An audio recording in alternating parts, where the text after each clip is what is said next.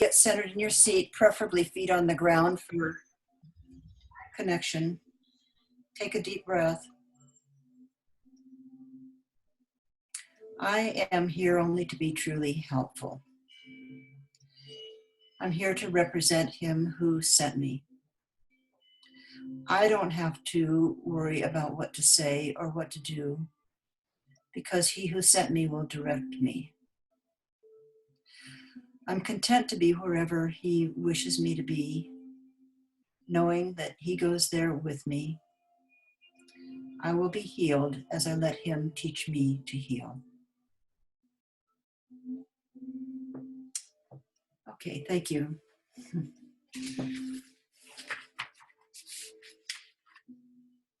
So did we lose Sophie someplace? We've got chat here.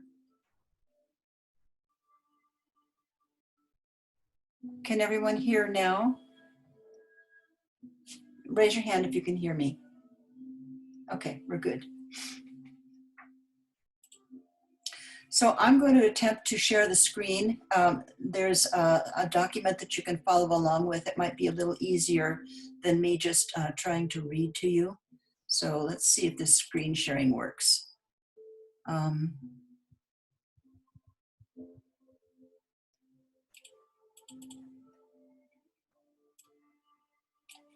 No, not that one.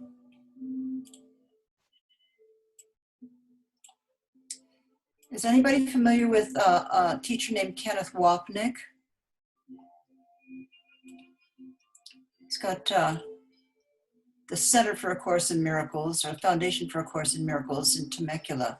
So this is from Ken's summary of it, and I'm going to go through this. Don't feel intimidated if you're not able to follow everything, because we're going to go through this very fast, and it really takes a whole year of studying the text to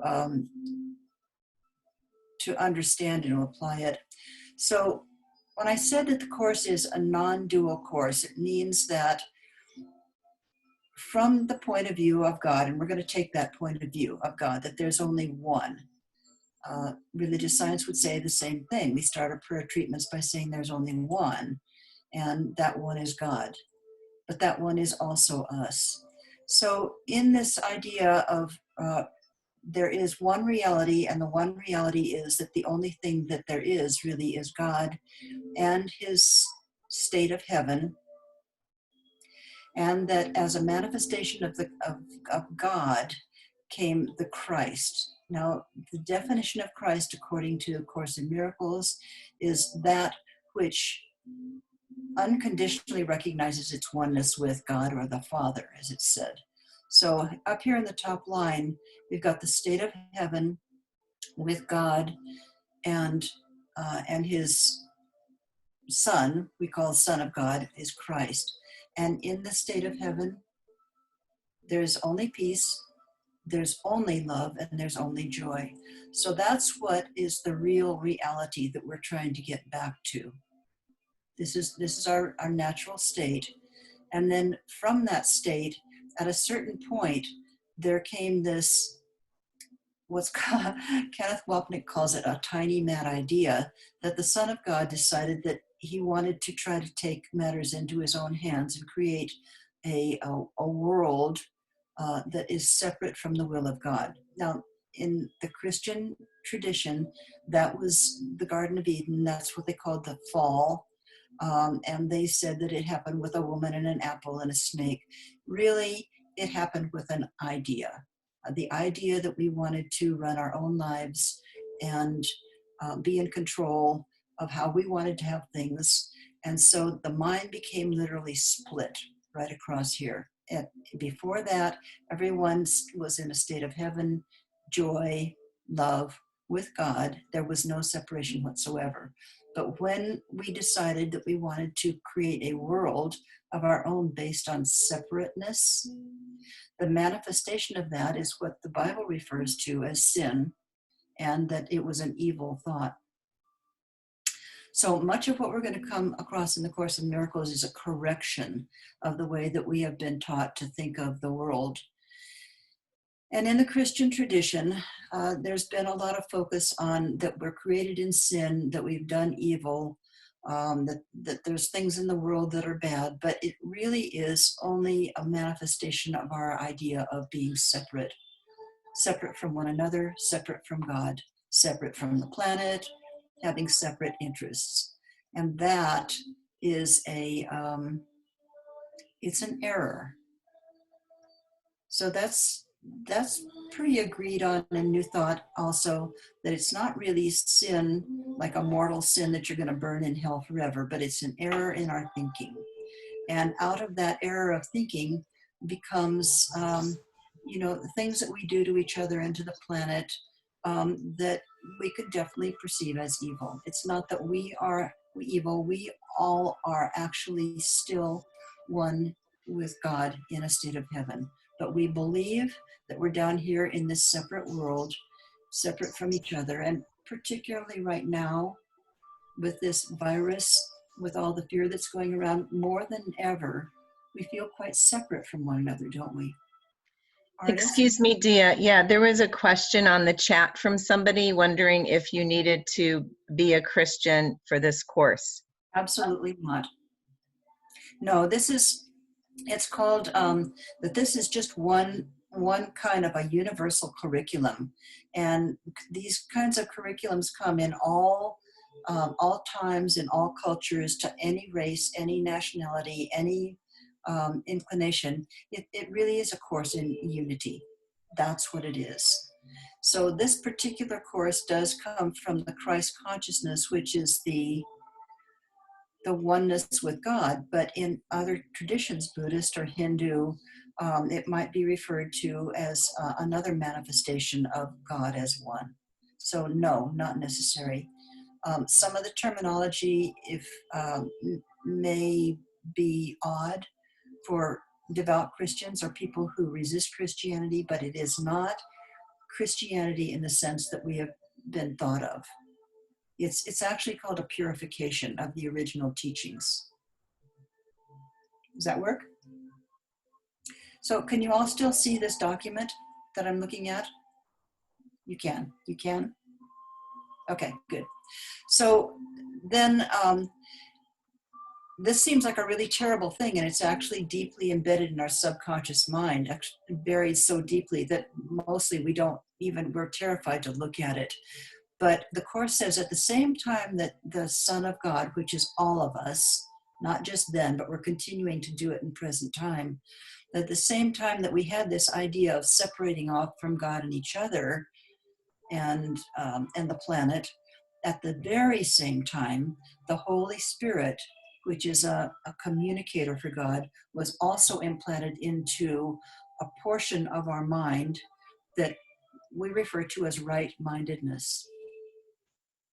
So when what we're going to call the wrong-mindedness, the ego down here, that believes in a separate world of sin and evil, that's wrong-mindedness. But there's another part of our mind that still is held in right-mindedness with the Holy Spirit. So that's where God can connect with us. So the Holy Spirit, which is not like some ghost or some unfathomable thing, it's really a communicating device. We call it God's voice in this world. Most of us can't directly hear or comprehend the voice of God itself. A lot of us have resistance to or don't feel like we can connect with Christ, or we don't believe in Jesus. But this Holy Spirit is the way that God continues to communicate with us. So what does the Holy Spirit does? It provides an alternate teaching about what this real world is, this real world.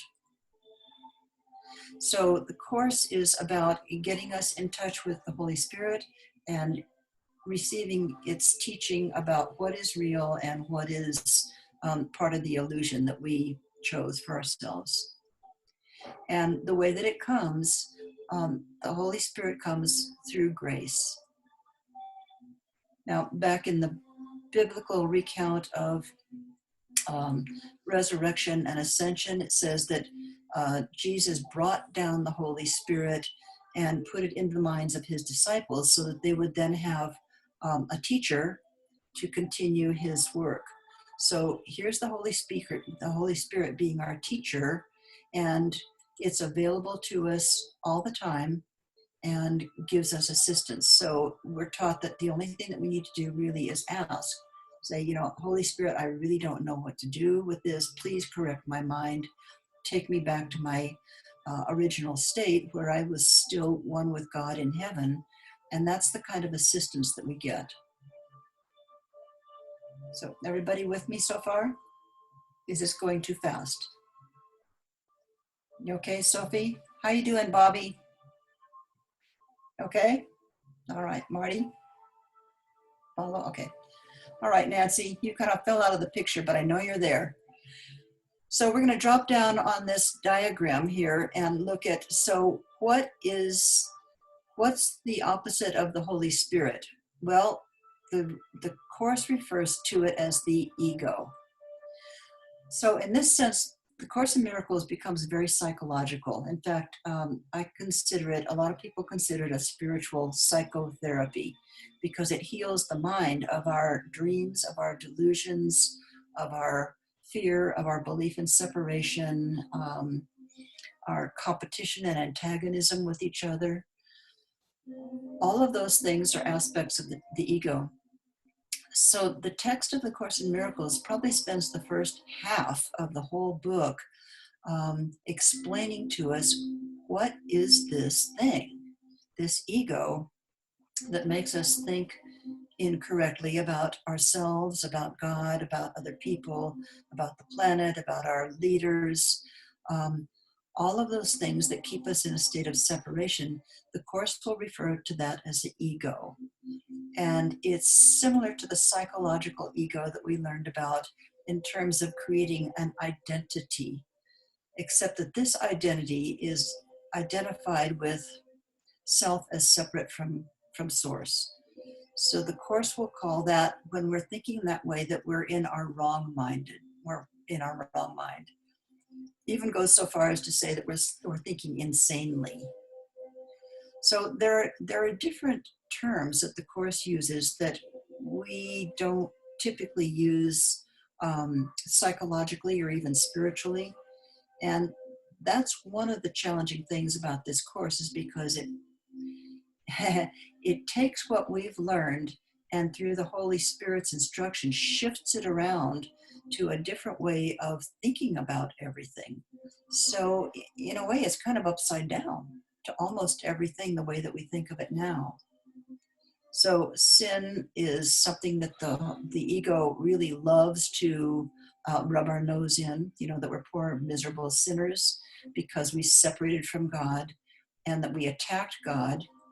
That's also referred to as the authority problem, is trying to take the authority of God into our own hands and create a world of our own liking. Except often we don't like it very much. These next three things have to do with the way that we often relate to one another in the world. Specifically, this idea of special love relationships. Because the ego has believed that it's separated from God and feels really guilty and is afraid that it's going to be persecuted or even killed. So it says, all right, so the way that you can get love, the closest thing that you can get to love, because it doesn't recognize God or Holy Spirit, says, but you can find a special love partner. And that way that you can feel that you're loved. So for most people, that's the closest that they get to the love of God, is when they select a person for special love. This is a difficult part of it because we're so invested in this, but the Course says that if we single out just one other person for all of our love, then we're excluding giving love to the rest of humanity, or what they call a sonship.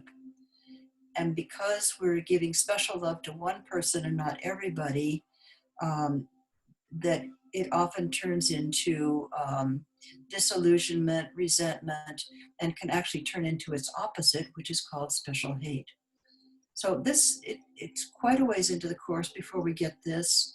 but it's just an example of how the teaching of the Course is so different from the way that we've been taught, um, the programming of the way that we get along in the world.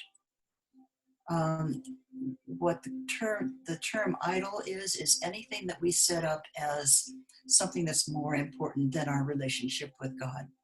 So that can be money, it can be sex, it can be body identification, it can be, money, it can be power, it can be any number of things. All those things are called idols that we set up instead of God. And because we're setting up something else in the place of our love of God, then we subconsciously feel guilty. But we don't want to know that we feel guilty, so we go into a state of denial. It's like, oh, I didn't do that. I'm really a very good person. It's them. They did it. And that's where we get into projection of blame onto other people. And some of our favorite places to project our special hate relationship onto is authority figures. So, whether that's like the system or the state or heads of state or some, party or whatever that we love to hate, that's a really projection of guilt onto somebody else because we don't want to admit that way deep down inside that on some level in an ancient past that we made a decision that we wanted to break away from the love of God. So that's the problem in a nutshell. So after all of this being exposed as the problem, the solution is given, and that is forgiveness. So if there's one thing that the Course in Miracles is well known for, is its focus on forgiveness. And again, it's a restatement of the forgiveness principle from what we have thought in the past to recognizing that in the state of heaven and God and oneness, that all that crazy decision to separate really never happened, and that we're kind of living in this dream reality that we chose, and that the way to wake up from that is to forgive ourselves for what we actually never did in ultimate reality, forgive our brothers for what we think that they did to us, forgive God for not making us special enough. I mean, this is profound, but a very different way of forgiving. And that when we've completed the process of forgiveness, then it leads to the healing of the mind, the healing of the split in the mind. So we come back to right-mindedness, and that's where we come back to this state of heaven, which again, in the Course, heaven is a place that we never actually ever left, so that we're existing there now. It's not a place that we have to wait until the physical body dies before we can enter, before we can have peace and love. So that is a very brief summary of what's called the metaphysics of the Course in Miracles. What's the reality? What's the illusion? How do we get back there? What is this place that we've gotten ourselves into now, and how do we get out of it? So I'm going to quit speaking for a little while and open myself up to questions, either through the chat function on your screen, if you want to submit a question, or you can raise your hand and I'll do my best to answer that for you. I have everyone unmuted, so if anyone has a question, they're free to talk. I have a question. There was a portion of what you're, so sorry, okay, so there was something you were saying and my connection was unstable. I'm trying to remember what portion, I want to ask a portion that was on it was when you were speaking about the sin. Oh my gosh, I'm gonna have to try to come back to it. I want to say that you might have been saying atonement. Does that ring a bell? It just cut off, and um, I did not speak about atonement yet. What I did say is that the revised definition of sin is just an error. It's just an error. We just made a wrong choice. okay, So, and we left the state of union into a place of separation. It was a bad choice, and that is what has been called sin. Very different idea. And we'll get to atonement later. But atonement really is accepting the correction for the error. okay, Yeah, okay. Thank you. sure.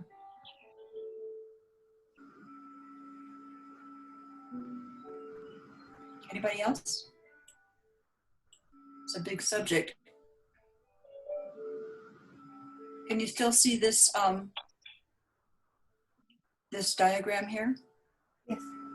May be helpful.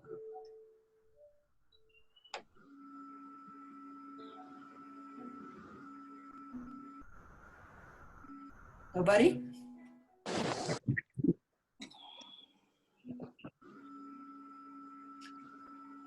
All right then. So What was the meaning of attack after separateness?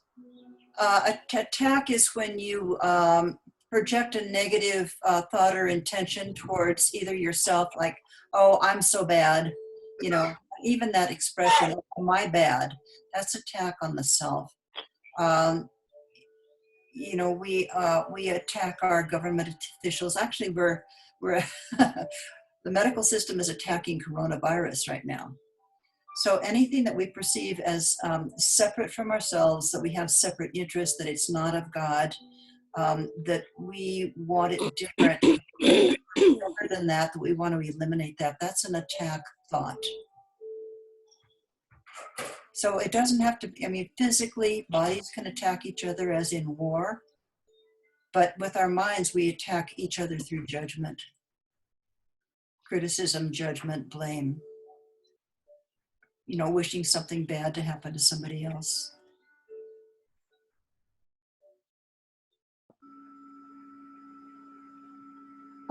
I was wondering if you could talk a little bit more about the special love relationship, just in regards to like monogamy relationship versus having this open love relationship.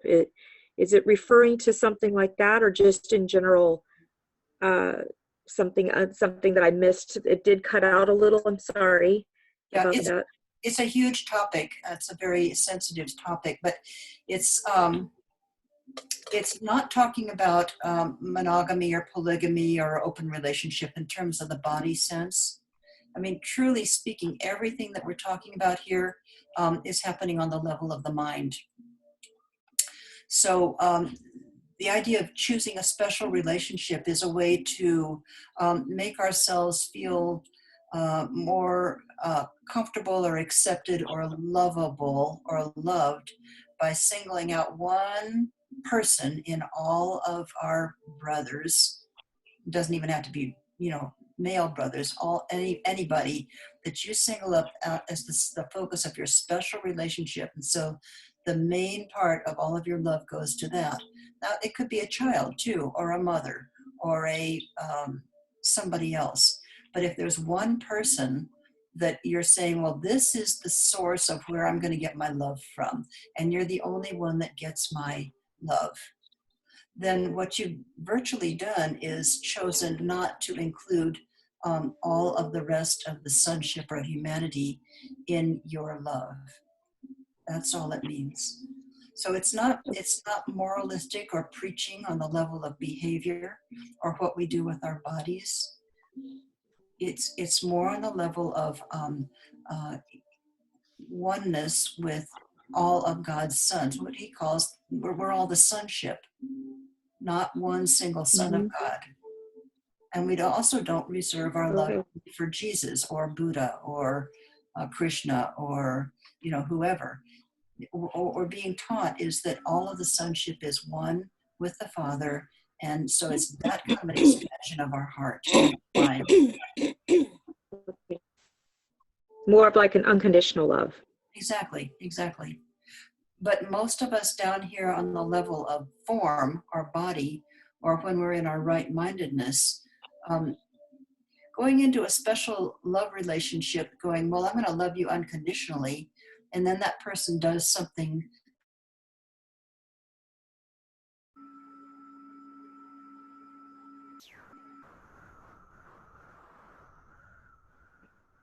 We can't hear you.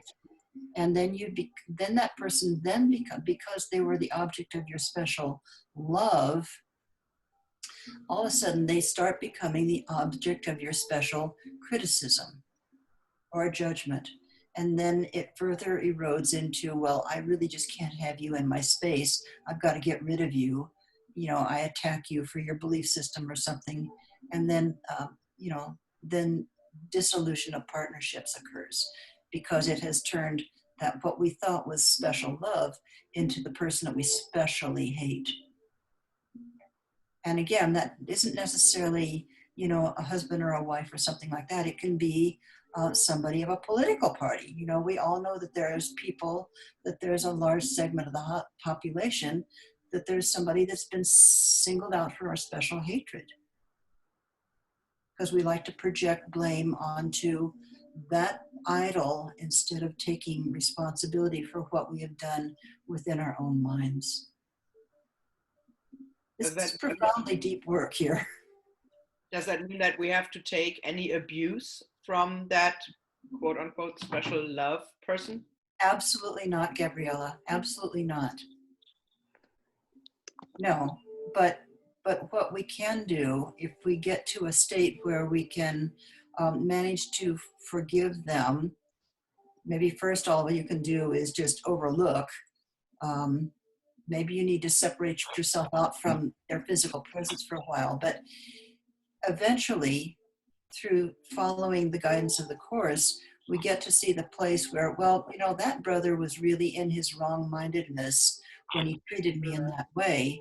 And, it can become very appropriate to take space from that person. But the teaching about that subject has to do with when we hold another person in a state of grievance continuously, that we're damaging our own mind. Does that make sense? Yes, it does. We're making it hard on ourselves to hold grievances against somebody else. And the sooner that we can come back into a state of forgiveness and love, then the more that we get back to that place of peace and joy. Great questions. These are really important questions.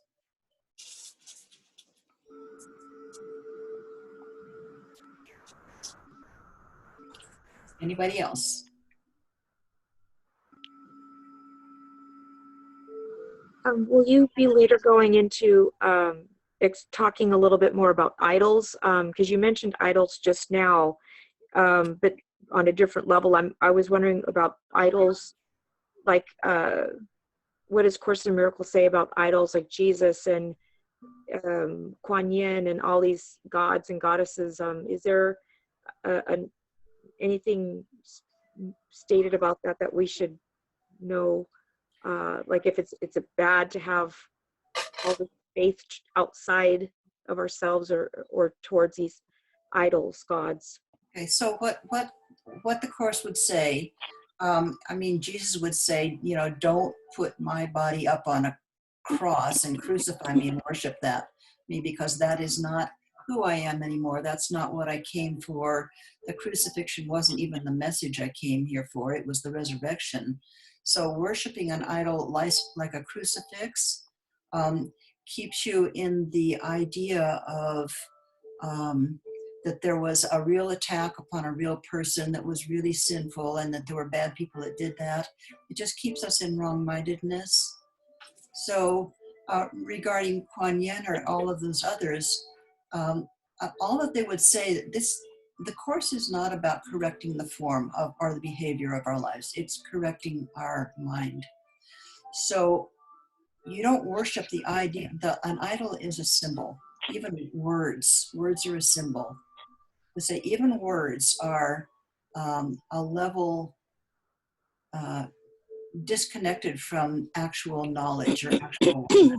So even the fact that we use words, we can make words into idols, have special words or special meanings, special languages.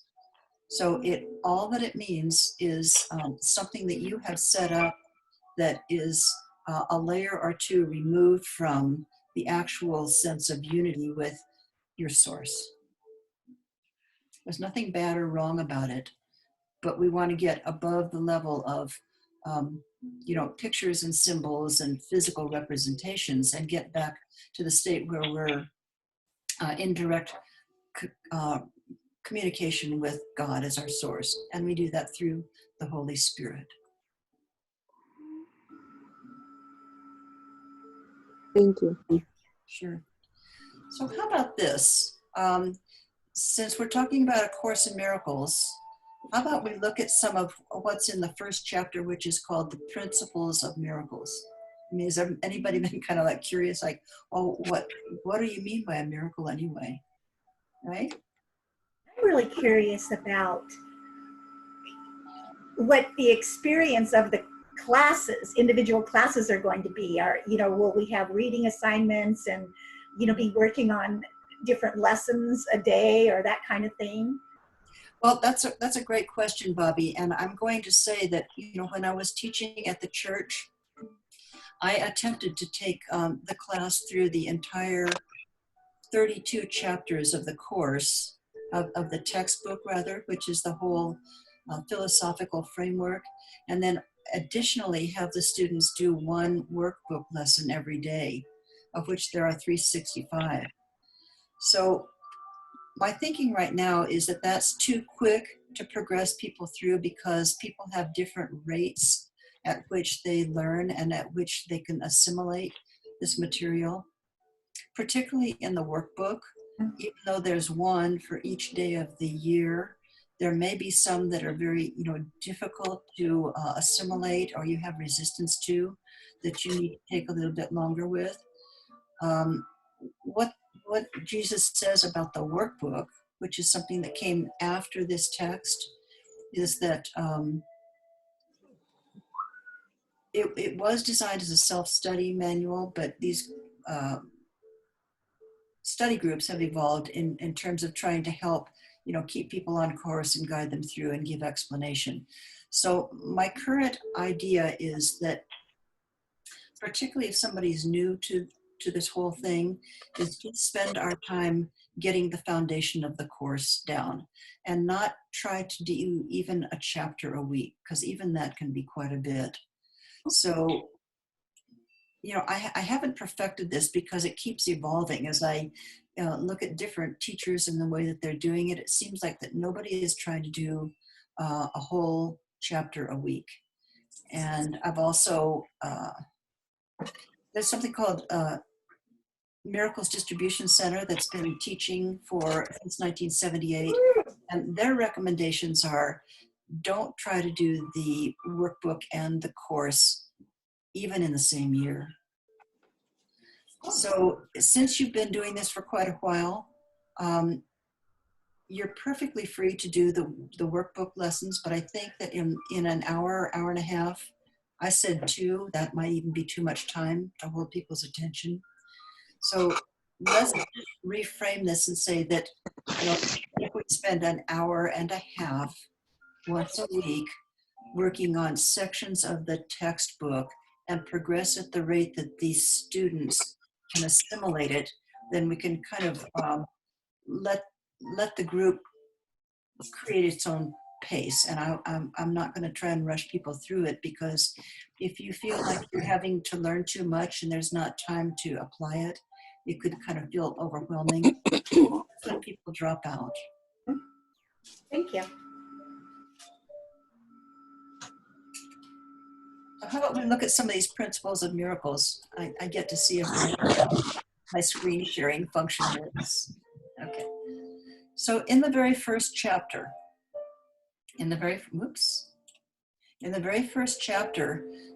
it's Jesus is talking about, well, what is a miracle anyway?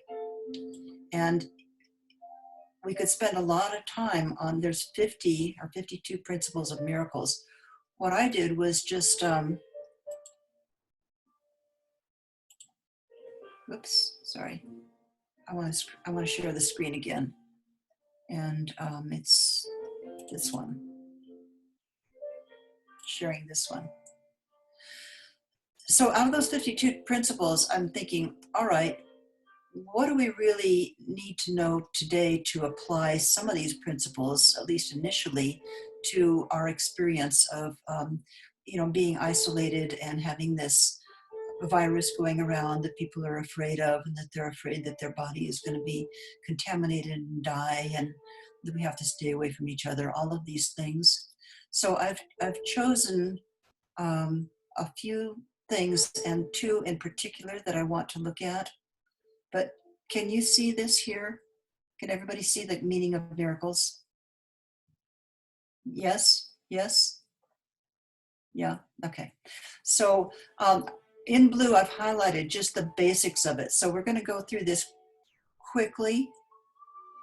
The first thing that you need to know is that there's no order of difficulty in miracles. When it says one's not harder or bigger than another, they're the same, that all expressions of love are maximal. So, for instance, if I do a prayer treatment for my relative, who's hospitalized, if I extend love to that person at that time, that's the maximum amount that I can do for them. And because it comes from the source, which is the love of God, that's the maximum that I can extend to that person at this time. And so if that person receives a sense of ease or feels loved or included or not judged, that would be in a category of a miracle. And please listen to me here. A miracle is a change of consciousness. That's what a miracle is. It's a change of state from a place where you feel fearful and separated or guilty to a place where you feel loved or included or at peace. That's a miracle. So number 3 principle is that they occur naturally as expressions of love. So somebody who's a caregiver or a mom or a teacher or a minister or a massage therapist, anybody who is expressing love to another person, regardless of how that is done, that expression of love is in itself a miracle because it changes somebody's state from where they were when they encountered you to a place of being more peaceful, more loving, or feeling more included. So actually, by definition, we're extending miracles a great deal of the time. And because of that, because we're actually beings of love and we're extensions of God's love, miracles are completely natural.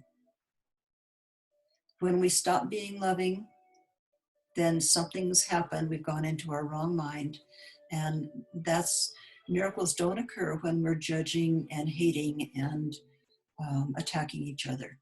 When we're loving each other, it's natural to induce a state of a change of consciousness. Number 8, they're healing because they supply a lack.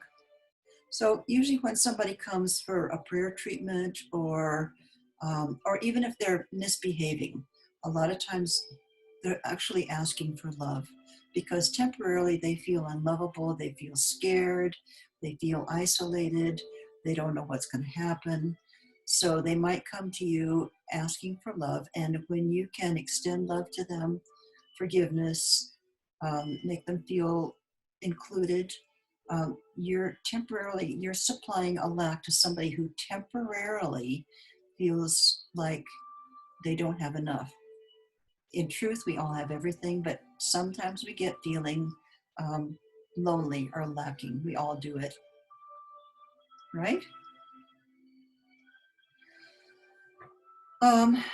13 miracles are beginnings and endings. So in the present time, we say now is the only time that is. What a miracle does, it corrects the belief in error that we had from the ancient past or maybe yesterday. If we forgive ourselves and forgive other people, then we're correcting that error. And in this time, then we have a new beginning. It's like a rebirth. And from that, then the end point is different. So miracles are affirmations of rebirth, and that's what we're going through right now. We're intending to get through this virus period of time to rebirth ourselves into, a kinder, more loving, more unified, more compassionate society, take better care of each other in the future and the planet. So we're in a period of rebirth. So everything that we're doing in order to, help each other, to help the planet, help businesses, communicate, include other people, that's we're doing that. It's a kind of a miracle. And every day we should be committed to that. So this thing about time, a lot of people have been talking about, well, maybe this time out, of being more at home with family, not being so busy with work. Maybe there's a gift in this. And so the Course says that the purpose of this time is to enable us to how to use time more constructively. So the Course says that what we see as time, the passage of linear time here, is really only going to go on so long as we need to be down here on the earth plane, learning our lessons one at a time. But when we reunite with God in heaven, then there's nothing else that we have to learn. And at that point, time disappears. That's also been referred to as the fifth dimension. No physical bodies, no linear space that separates us, and no perception of time, that it takes a long time to get someplace. Does that make sense? Okay. I know we're covering a lot of territory here. So the miracle teaches that it's as blessed to give as to receive. When you extend love or oneness to another person, it strengthens you as well as them. And the miracle, because we're working at the level of the mind, it goes beyond the place of body. So we're not here talking about physical miracles of healing, like raising the dead or, curing a wound or, miraculous demonstrations of physical healing. We're talking about healing at the level of the mind. But when people change their mind about being sick or the need for being sick, many times they spontaneously do heal. So first the healing happens at the level of the mind and the heart. Spirit does not need healing, but in our split mind we do. So these miracles transcend the body identification or the limitations in our body. So when we undertake to extend a miracle to somebody else, we're actually offering them a service. So you don't have to be, a physical healer or a teacher or a minister or any of that. Caregivers, any kind of teaching, taking food to people that are isolated, it's all a kind of a service. And so because you're offering unity and you're extending love, that is a miracle, because you change a person's consciousness from where they were feeling lonely and isolated and left out and lacking to all of a sudden, here's somebody that's bringing me something that I need. And so that's a form of a miracle that you're doing. It doesn't actually happen through our conscious control. It comes from a state of love and wanting to unify with our brothers and sisters. So the reason that we do miracles is to back at one with God. This thing of they depend on cooperation because the sonship is the sum of all that God created. This is an important concept, that there was not just one Son of God, that all of us together were created equally, and that is what's considered the sonship of God, and that we haven't left our Father.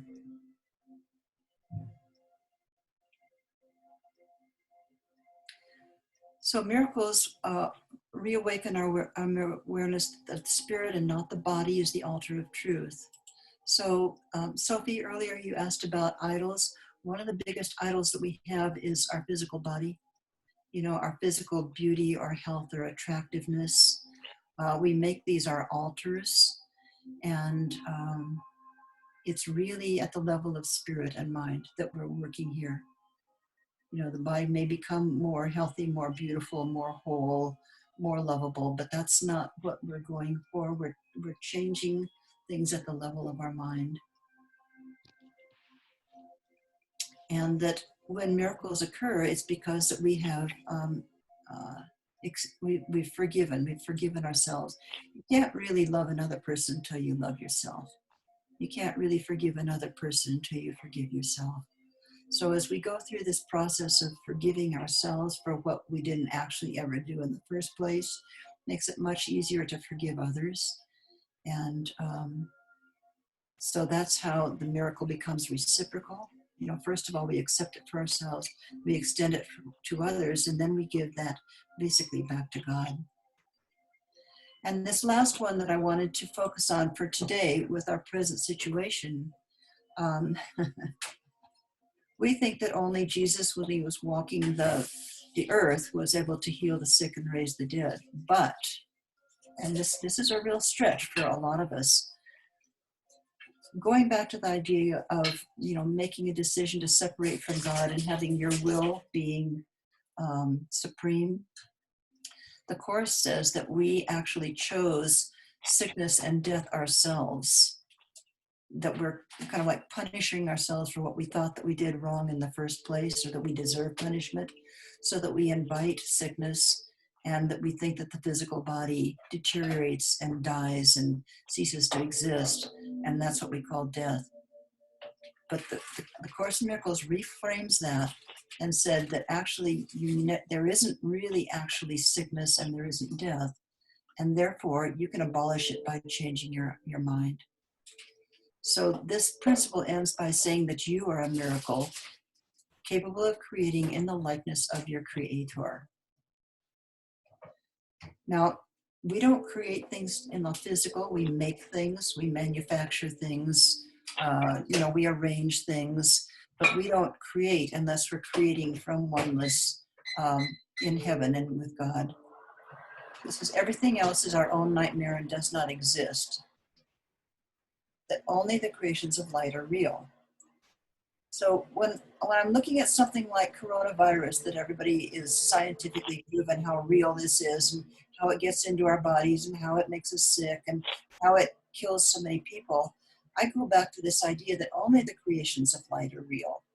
And if God didn't create something that's going to, sicken and destroy his sons and make them miserable and fearful, then on the ultimate reality, I can't really say that this is real, that it really has an effect on me personally as who I am. And finally, that miracles are a way of earning the release of fear. So I think I would like to stop talking now and probably mute myself from background noise and just open to chats. Or can I do this? Can I unmute myself?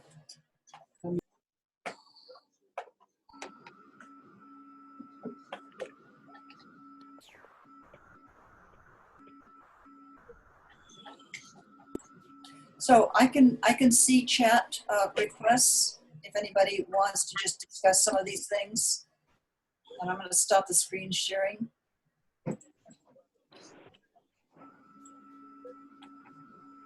Do you want me to keep the recording going, or should I stop the recording? I think you can keep it going. Okay. Do you see the chat from Gabriella about how does reincarnation play into this? I see that it's a huge topic and it's dealt with in the manual for teachers. So briefly, what Jesus says about this is reincarnation may be a usable concept until you're ready to give up the idea of, physically embodying, and that there's a period of time that you have to keep coming back and back.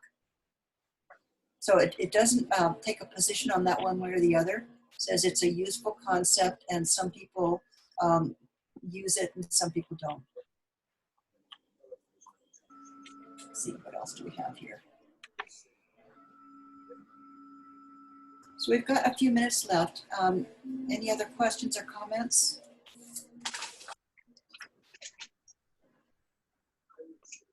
Take a deep breath.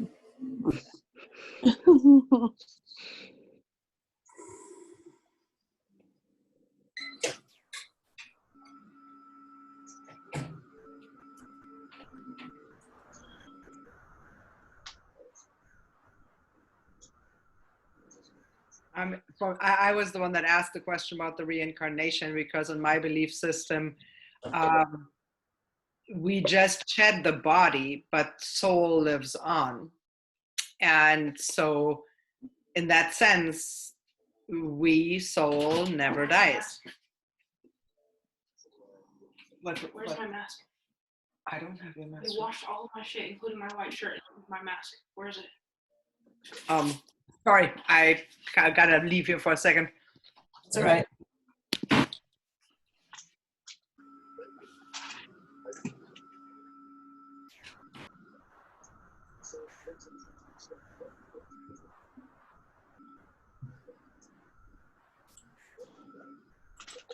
All right, so I'll speak again then.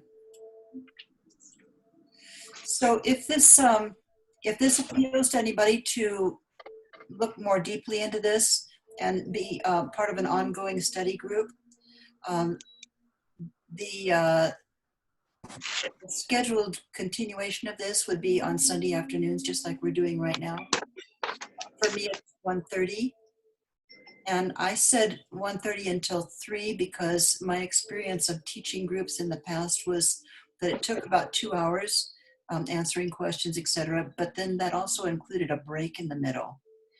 So in terms of honoring people's time and also perhaps decreasing the requested donation, we could go down to an hour and a half. Does that sound more doable? Yeah. Nancy? That's good. Hour and a half? Sure. That works for me too. Yep. And I had initially on my website, I had put a fee to this, but I'm noticing most of the other teachers don't do that. Most of the other people have, churches and foundations, and they sell books and other materials. Oh, I did want to put some resources up here. I'm independent. I don't have those kinds of backings. So as a minister, I would just say, let's make this on a donation basis. Typically, people tithe about $10 per hour of teaching, but I would put that up to you. And when we actually start the class on the 17th, payments or donations can be made through PayPal, through my website.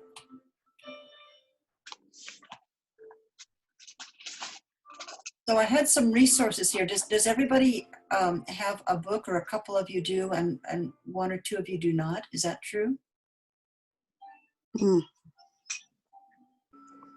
I might have a book. I'm not sure. Okay, well, Gabriella would not.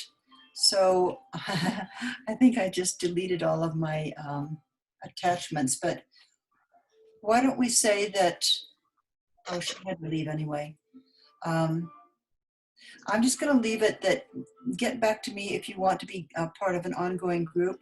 And between now and 2 weeks from now, most likely there will be others that join us. And what I'm asking for is a commitment of 1 month at a time. 1 month at a time. And then we just kind of re-up our commitment every month. This, as some of you have said, trying to do this on your own, or skipping through parts of the course and starting and stopping, sometimes it's not the most effective way to learn. And because this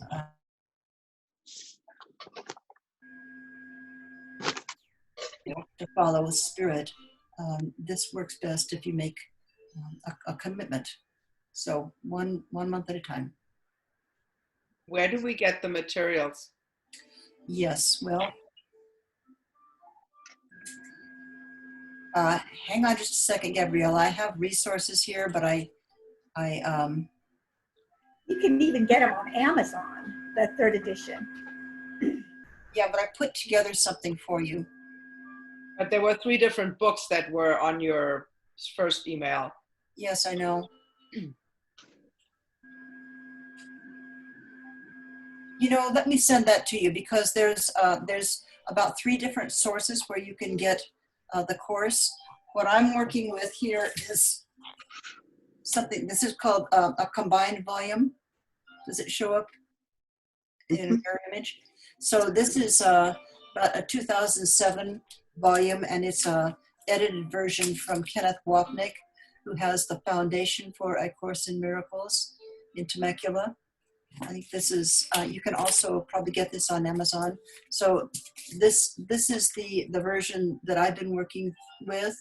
And when we're on the same page in the same chapter in that, does not have chapters and sections, so it made it a little more difficult. But, you know, basically the information is the same. So let me So put you it. want us to have the 2007 version of the Course of Miracles. Do I understand that correctly? Yeah, it's called the combined volume. And combined volume means it's combined with the workbook? Yes, ma'am. So what that means is that the entire text is going to be there, and then there's going to be the workbook for people that want to do that. And then there's also another section called the manual for teachers, which came last, which is for people like me that have to clarify some terminology or get deeper understanding about some things. There's also a clarification of terms in the back of that, and a few other things. So it's quite comprehensive, but that doesn't mean that any other versions wouldn't also work. So yes, you can go to Amazon. Probably my preference would be to go to Foundation for A Course in Miracles, or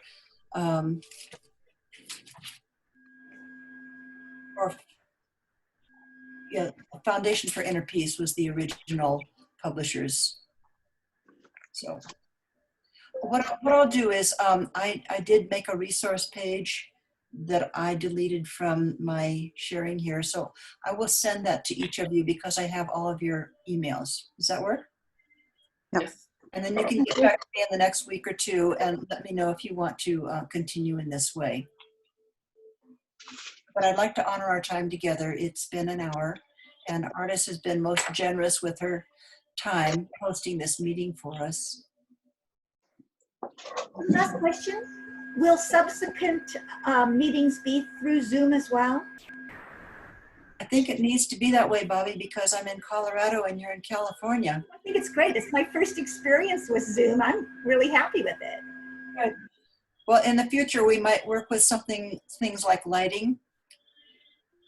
So for instance, in your case, you've got lighting behind you, and so your face is not illuminated. Oh, so I'll do that differently next time. Yeah, I can send you some instructions. Thanks. Everybody else looking good. Okay, so God bless you all, and I love you all, and I hope to see you again here in a couple of weeks. And if this appeals to you, invite your friends, and let's start. Thank you very much. Thank you. Okay. Okay, thank you. Okay. Thank you.